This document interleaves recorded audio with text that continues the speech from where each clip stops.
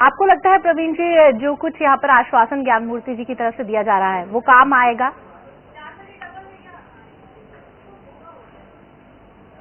मुझे लगता है कि इस प्रकार से आश्वासन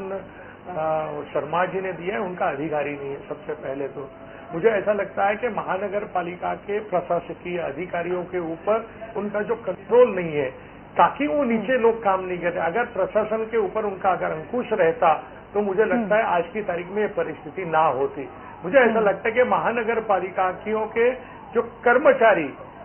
जिस प्रकार से आज नेगेटिविटी में चले गए, चलता है, देखेंगे, करेंगे, इस भूमिका में से बाहेर निकलने की आवश्यकता है। माझं काय आणि मला काय ह्याच्यातून जेव्हा महानगरपालिकेचे कर्मचारी बाहेर येतात तेव्हा मुंबई शहर स्वच्छ होणार, त्याशिवाय ही शक्य नहीं। यानी जो लीनियंट बिहेवियर है उसके अंदर बदलाव लाने की जरूरत है। डॉक्टर काबरा, हम आपसे ये जानना चाहेंगे, स्थिति तो आप देख ही रहे हैं, आरोप प्रत्यारोप भी चल रहे हैं, लेकिन डेंगू की रोकथाम के लिए होना क्या चाहिए? एक बार आप हमारे दर्शकों को बताएं ताकि हमारे कार्यक्रम के जरिए भी एक सोशल अवेयरनेस हो सके।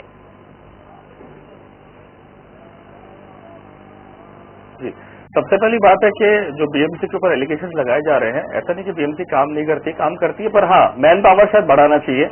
आज अगर समझो 10,000 की आबादी है तो उधर एक कचरे की पेटी पड़ी है, बाकी कचरे की पेटी नहीं पड़ी है, वो कचरे की पेटी उधर बढ़ाए,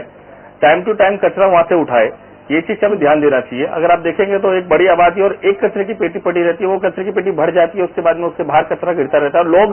एम लगा के कचरा फेंकते हैं उधर कि भाई मेरा कचरा थैली में जाए, डब्बे में जाए नहीं जाए, आजू बाजू तो गिर जाए तो बीएमसी वाले उठा लेंगे। उठाते हैं, सुबह शाम आते हैं, कचरा उठाते हैं, कचरा उतना ही वापस हो जाता है क्योंकि लोग की आबादी उतनी है। तो मैन पावर एक है जो बीएमसी को बढ़ाना चाहिए उसके लिए। दूसरी चीज है अवेयरनेस के लिए 2 महीने पहले से एडवर्टाइजमेंट न्यूज में मतलब सारे चैनल्स पे चालू कर दे लोगों को।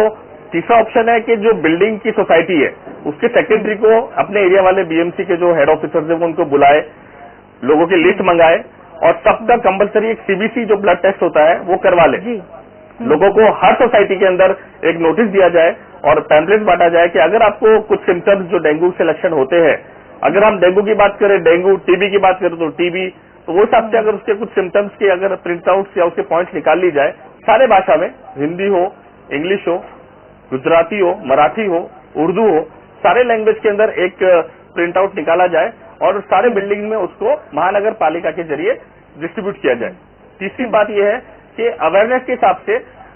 जो सेक्रेटरी मीटिंग होती है बिल्डिंग्स के अंदर होती है या जो चौल की मीटिंग होती है, जिनके संगठन होते हैं, संघ होता है, उनकी संस्था होती है, वो चौल वाले भी सारे लोग को गैदर करके एक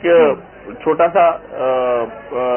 अवेयरनेस फैलाए लोगों के बीच के अंदर कि इस तरह से अगर लक्षण हो रहे हैं, लक्षण जो डेंगू के होते हैं उसके अंदर बुखार आता है, सर फटता है बुरी तरह, पीठ दुखती है, कमर दुखता है,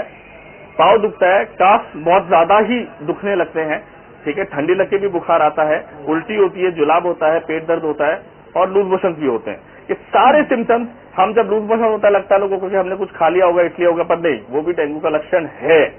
पाँव दुखता है, लोगों को लगता है शायद मैं दूध नहीं पी रहा हूँ या शायद मैं ध्यान नहीं रख रहा हूँ, शायद मैं ज्यादा काम कर लिया इसलिए पाँव दुख रहा है, पर नहीं, वो डेंगू के लक्षण है। आज के टाइम पे फिलहाल 3 हफ्ते में हम लोग अगर डेंगू का रिपोर्ट करते सीबीसी और डेंगू एनएसवन करके टेस्ट होता है वो किया गया है, जिसके अंदर सीबीसी के अंदर प्लेटलेट्स जो हम सफेद कण जो लोग नॉर्मली भाषा में बोलते हैं वो नॉर्मल पाए जाते हैं, पर डेंगू एनएसवन पॉजिटिव होता है क्योंकि डे 1 पे हम डिटेक्ट कर लेते हैं, तीसरे चौथे दिन और वो प्लेटलेट कम होता है। We have a patient right now जिनका प्लेटलेट 1,89,000 था, विद इन 1 डे वो 18,000 हो गया। साथ में मलेरिया